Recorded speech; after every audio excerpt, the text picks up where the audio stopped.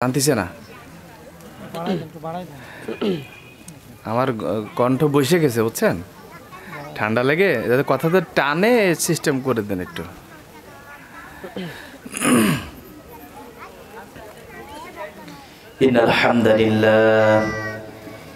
ইন্নাল হামদালিল্লাহি আল-আকরামিল্লাযী খালাকাল ইনসান ওয়া কাররামা ওয়া 'আল্লামাহু মিনাল বায়ানি মা লাম ইয়া'লাম ফাসুবহানাল্লাযী লা ইহসা ইমতিনানুহু বিল লিসানি ওয়া লা বিল কলম نشهد أن لا إله إلا الله وحده لا شريك له ونشهد أن سيدنا وسندنا وحبيبنا ومولانا محمدا عبده ورسوله الذي أرسله بالحق بشيرا ونذيرا وداعيا إلى الله بإذنه وسراجا منيرا أما بعد فأعوذ بالله من الشيطان الرجيم بسم الله الرحمن الرحيم إن الله وملائكته يصلون على النبي يا أيها الذين آمنوا صلوا عليه وسلموا تسليما درود إبراهيم بكري اللهم صل على محمد وعلى آل محمد كما صليت على إبراهيم وعلى آل إبراهيم إنك حميد مجيد আমাকে শহীদ করেন সেই কাফেলায় শামিল করে নিও যে কাফেলার আমির হলো আমির হামজা খুবাইব খাব্বাব আরো যারা ছিল অতি প্রিয় শামিল করে নিও আল্লাহুম্মা সাল্লি আলা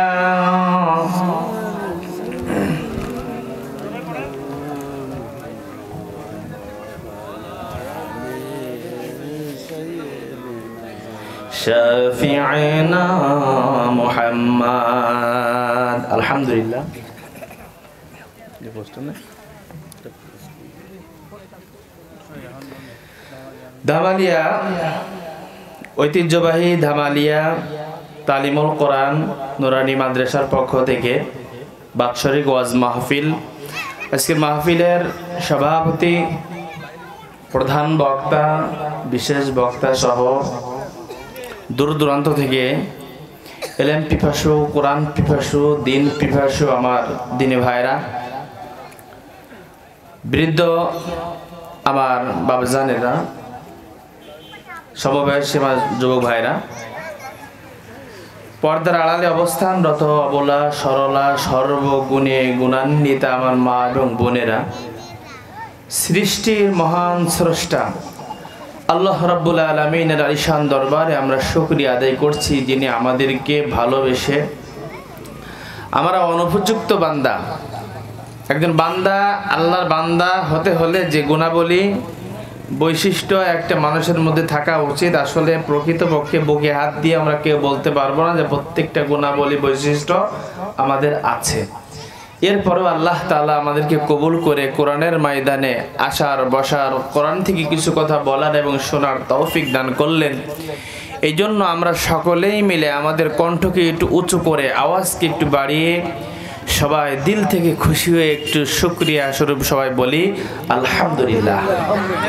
আসুন, আমি কোনো ভূমিকা না নিয়ে আমি কোরআনে কারীম থেকে কিছু কথা একটু বলি।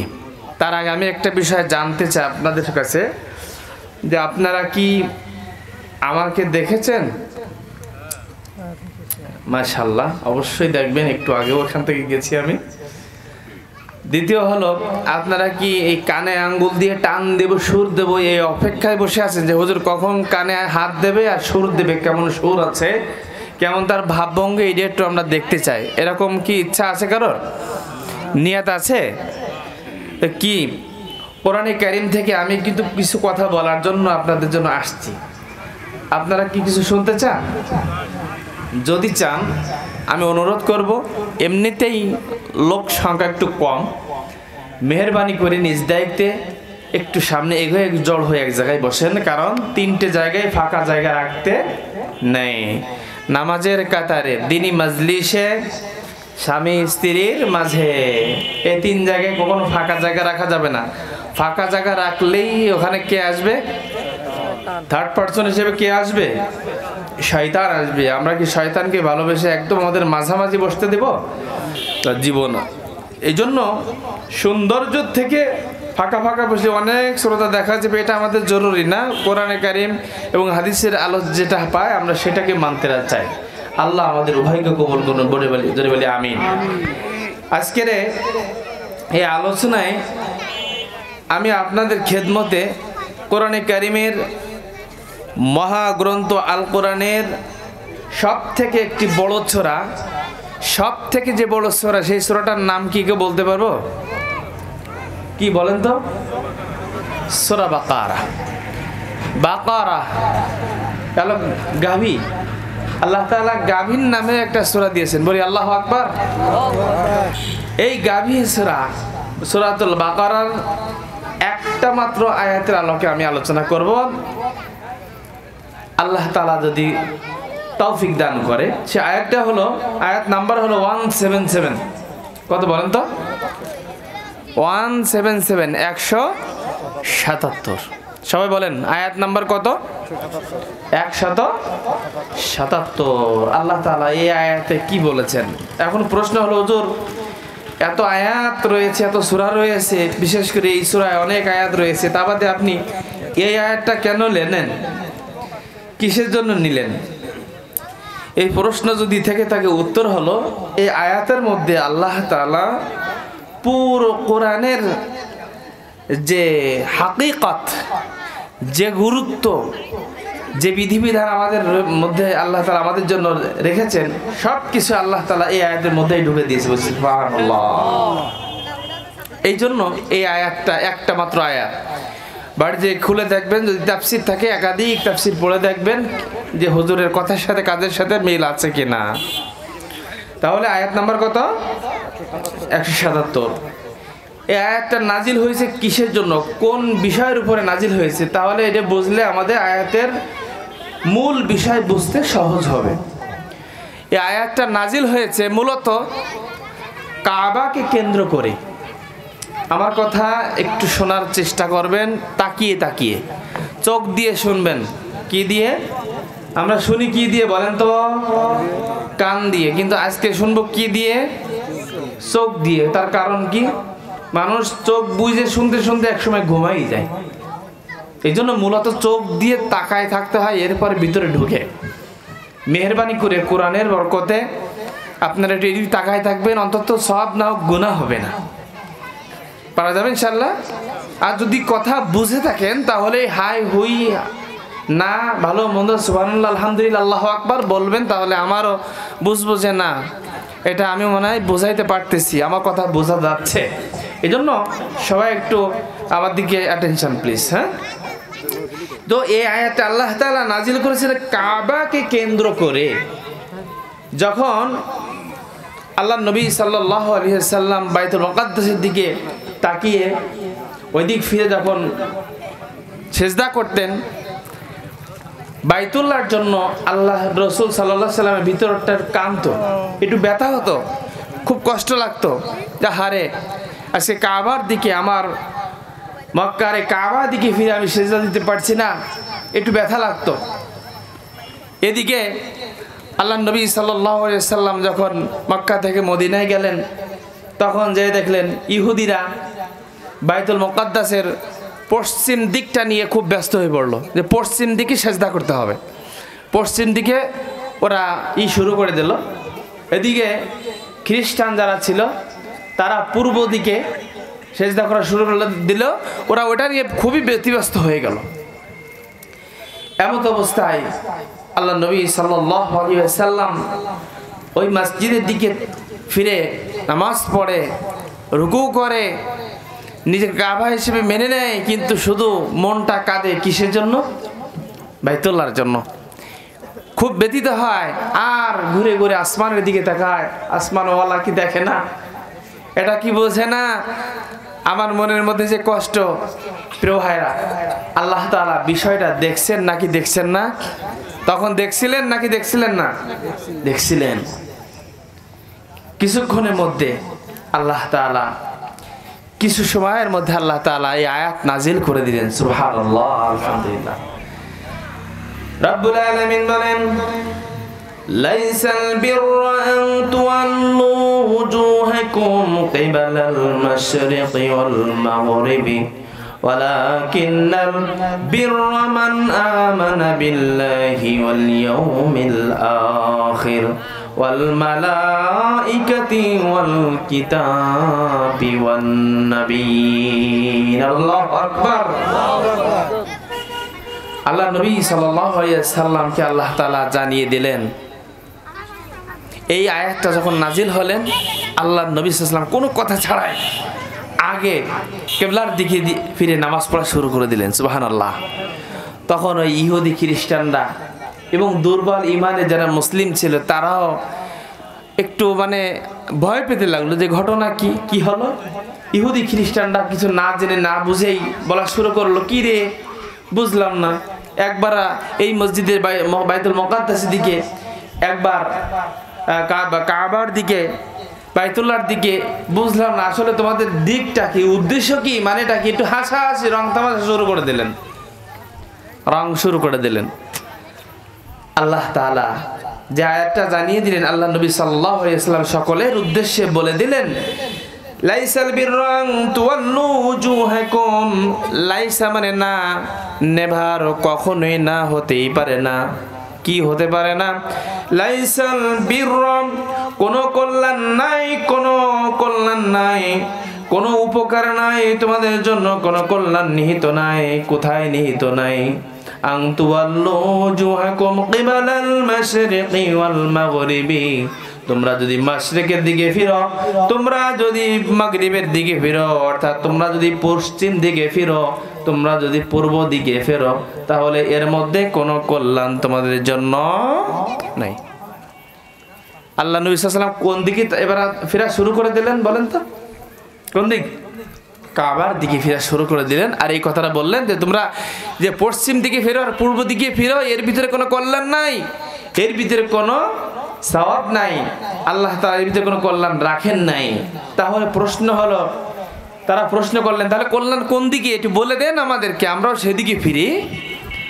ওই যে বললাম, দুর্বল কিছু ইমানদার ছিল, তারাও একটু মন খারাপ করছিল, খুব মন খারাপ করেই বসলো। তারাও বলে, হুজুর একটু বলে দেন আমরা কোন দিকে ফিরবো। আল্লাহ রাসূল সাল্লাল্লাহু আলাইহি ওয়াসাল্লাম জানিয়ে দিলেন যে আল্লাহ তাআলা আমাদেরকে এই মুহূর্তে জানিয়ে দিলেন যে ওয়ালাকিন্নাল বিররা মান আমানা বিল্লাহ ওয়াল ইয়াউমিল আখির ওয়াল মালাইকা ওয়াল কিতাবি ওয়ান নাবিয়্যিন। বলি আল্লাহু আকবার। আল্লাহ তাআলা বলছেন, পশ্চিমে কল্যাণ নাই, পূর্বে কল্যাণ নাই, মূল কল্যাণ হলো ওয়ালাকিন্নাল বিররা, বরং কল্যাণ হলো সেই দিকে যে ব্যক্তি, যে বা যারা একমাত্র একচ্ছত্র মালিক, একমাত্র আল্লাহর প্রতি বিশ্বাস স্থাপন করে, ওই ব্যক্তির মধ্যেই হচ্ছে কল্যাণ। সুবহানাল্লাহ। আচ্ছা বলেন তো, পশ্চিম কার? ঘুমাচ্ছেন? পশ্চিম কার?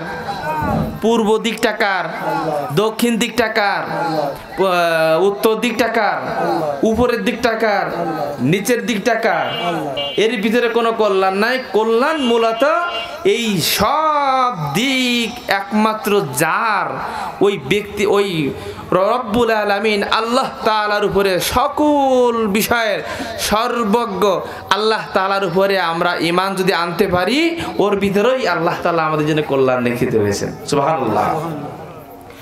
2 নাম্বার হলো মান আমানা বিল্লাহি ওয়াল ইয়াউমিল আখির। 2 নাম্বার আল্লাহ তাআলা কল্যাণ লিখেছেন আখিরাতের উপরে।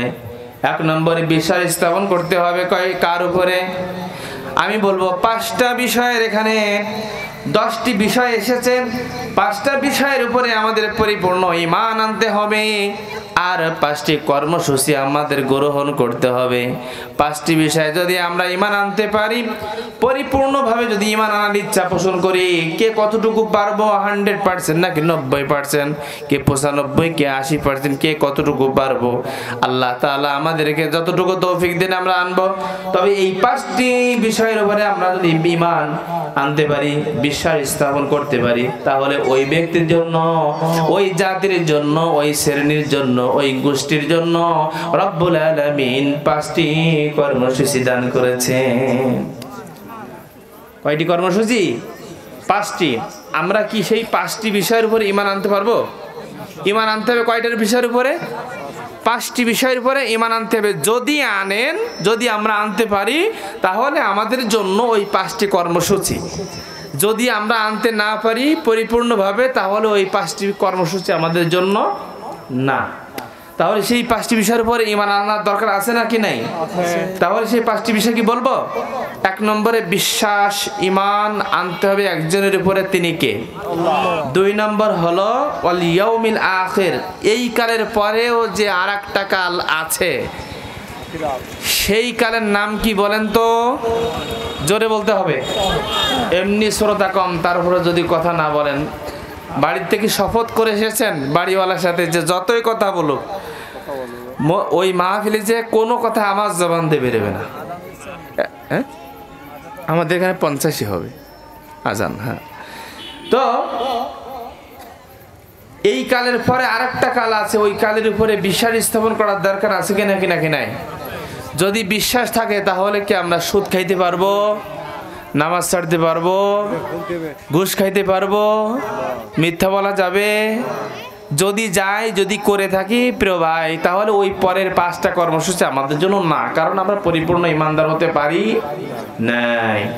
তাহলে যদি আমরা আখিরাতকে সামনে রেখে চলি, যে না এই কালের পরে আরেকটা কাল আছে, ওই যে অনেক সময় জানাজার সময় অনেক হুজুর দাঁড়ায়, প্রথমেই একটা কথা বলে, একটা আয়াত তেলাওয়াত করে কালামে হাকিম থেকে, কুল্লু নাফসিন যায়কাতুল মাউত, যে প্রত্যেকটা প্রাণীকে মৃত্যুর স্বাদ গ্রহণ করতেই হবে। এরপরে কি?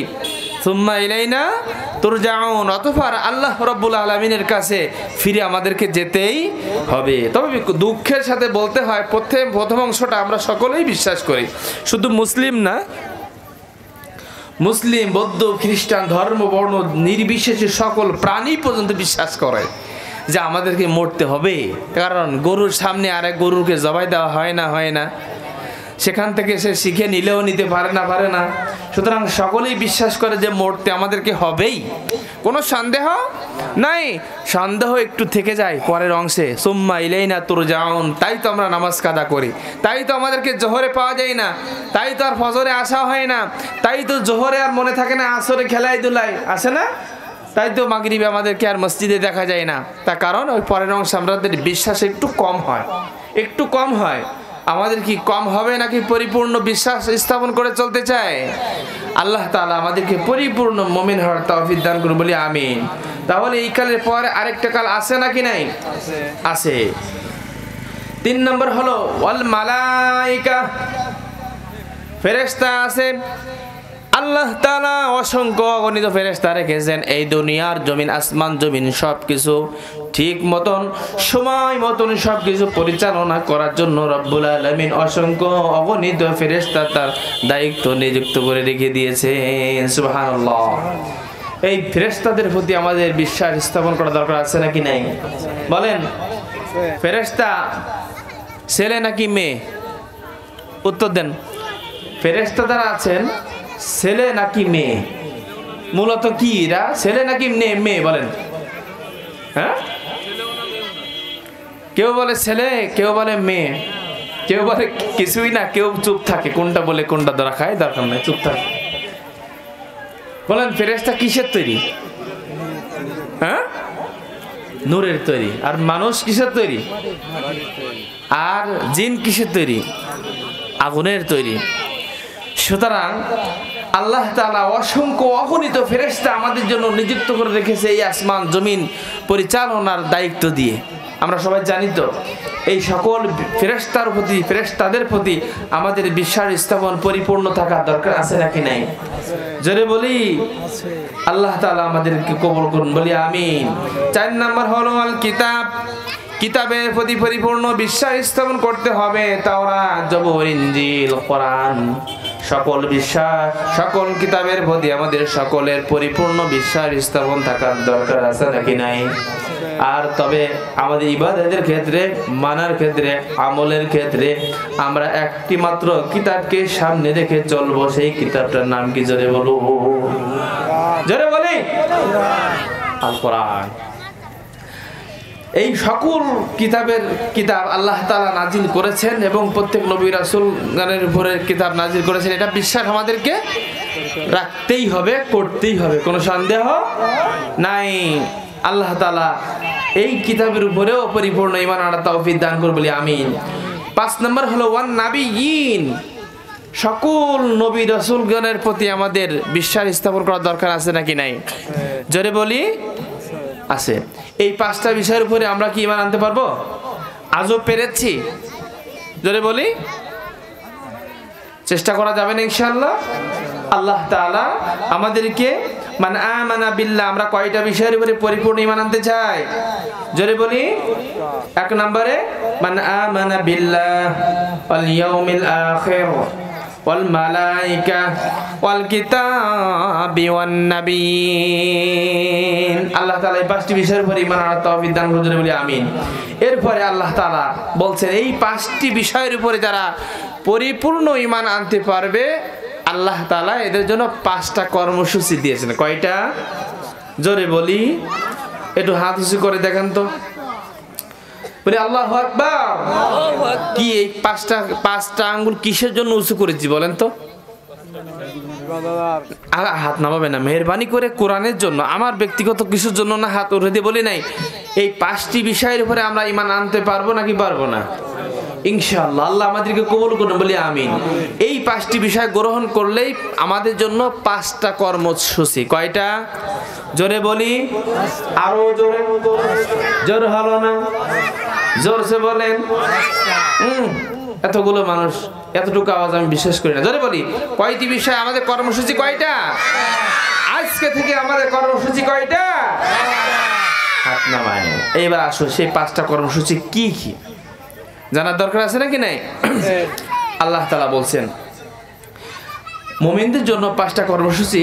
1 নম্বর হলো وآتى المال على حبه ذوي القربى واليتامى والمساكين وابن السبيل والسائلين في الرقاب وأقام الصلاة وآتى الزكاة والموفون بعهدهم إذا عاهدوا والصابرين في البأساء والضراء وحين البأس أولئك الذين صدقوا وأولئك هم المتقون। আল্লাহু আকবার বলি।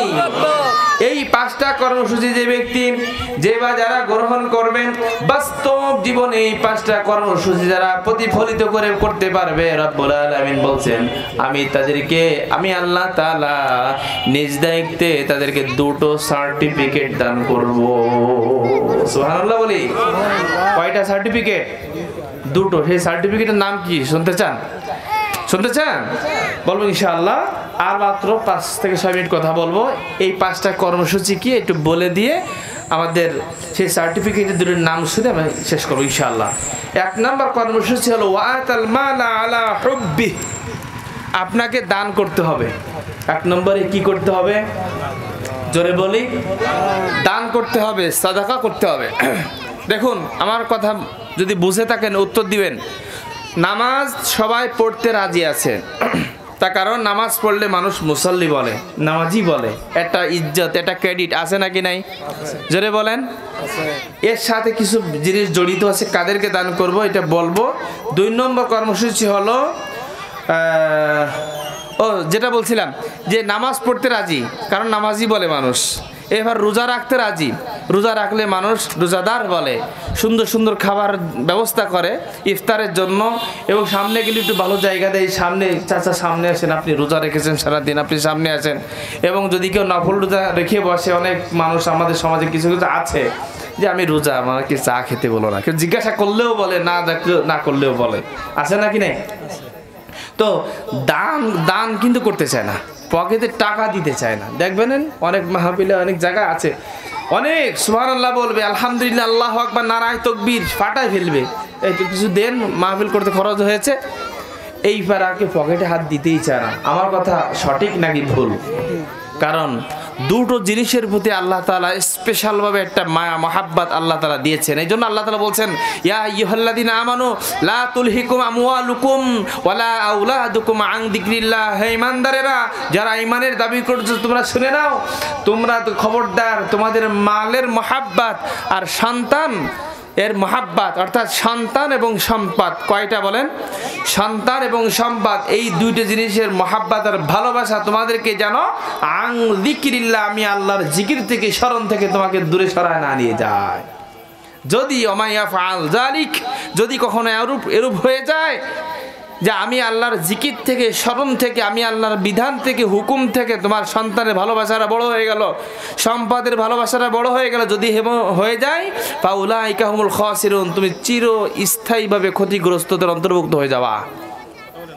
প্রিয় ভাইরা, এই জন্য দেখুন এই আয়াত আল্লাহ তাআলা প্রথমেই এনেছেন, ওয়া আতাল মালা আলা হুব্বি, হুব্বুন মুহাব্বত মানে ভালোবাসা, ভালোবাসা থেকে হুব্বুন, মুহাব্বত থেকে হুব্বুন, অর্থাৎ ওয়াতাল মালা, তুমি মাল দান করবা, আলা হুব্বিহি, যদিও তোমাদের প্রত্যেকের মালের প্রতি একটা দরদ, ভালোবাসা জড়িত আছে, মিশ্রিত আছে, এরপরও দান করতে হবে। হুকুমটা কার? আসতে বলবেন না, জোরে বলেন, হুকুমটা কার? এবার কাকে কাকে দান করব আল্লাহ তাআলা এখানে বলে দিয়েছেন। যাওয়িল কুরবা, নিকটাত্মীয়, নিকটাত্মীয়দেরকে অনেকে দিতে চায় না। ভাই না খেয়ে আছে, বোনে অভাবগ্রস্ত হয়ে আছে, ডাক্তার দেখাতে পারছে না, প্রতিবেশী ভালো নাই, উনি জায়গায় ওই পাশের গ্রামের ওই মহল্লায় জায়গায় কিছু দান করে আসে, এমন কিছু আছে নাকি নাই? আছে না নাই বলেন না? আগে দেওয়ার কথাও বলা হয়েছে কোরআনে, হাদিসে, সব জায়গায়। কাকে বলেন তো? আগে আপনজনদেরকে, নিকট আত্মীয়, অর্থাৎ নিকট আত্মীয়দেরকে দিলে 2টো সব পাবেন, আর দূরের আত্মীয়দেরকে 1টা সব পাবেন। দূরের আত্মীয়কে দিলে 1টা সব, সেটা হলো দান করার সব। আর নিকট আত্মীয়, আপনজনদের ভিতরে, আত্মীয়দের ভিতরে দিলে 2টো সব, দান করার সব পাবেনই বটে, সাথে সাথে নিকট আত্মীয়র সাথে সম্পর্কটা বৃদ্ধি পাবে, ভালোবাসা আরো বেড়ে যাবে। এরই জন্য একটা স্পেশাল সব আপনার আমার আমলনামা আল্লাহ তাআলা দিয়ে দেবেন। সুবহানাল্লাহ। তাহলে 1 নম্বরে দান করতে হবে নিকট আত্মীয়, 2 নম্বরে ওয়াল ইয়াতামা, এতিম যারা, ওয়াল মাসাকিন, যারা একদম অসহায়, কিছুই নাই, ওয়াবনা সাবিল, যারা আল্লাহর রাস্তায় থাকে তাদেরকে, ওয়াসাইলিন, যারা সাইল আপনাদের কাছে চায়, ওয়াফির রিকাব। আচ্ছা, এই যে প্রতিষ্ঠান, এই প্রতিষ্ঠান সম্বন্ধে 2 মিনিট কথা বলবো ইনশাআল্লাহ। যে আসুন আমাদের 2 নম্বর কর্মসূচি কি, সময় শেষ, এই জন্য আমি দ্রুত এগিয়ে যাচ্ছি। 2 নম্বর আমাদের কর্মসূচি কি দিয়েছেন আল্লাহ তাআলা? ওয়া আকামাস সালাহ। 2 নম্বর কর্মসূচি কি বলেন তো? সালাত প্রতিষ্ঠা করা। আমার কথা বুঝে থাকলে উত্তর দেন, প্রতিষ্ঠা কাকে বলে? আল্লাহ নামাজ পড়তে বলেন নাই, বলেছেন নামাজ প্রতিষ্ঠা করো।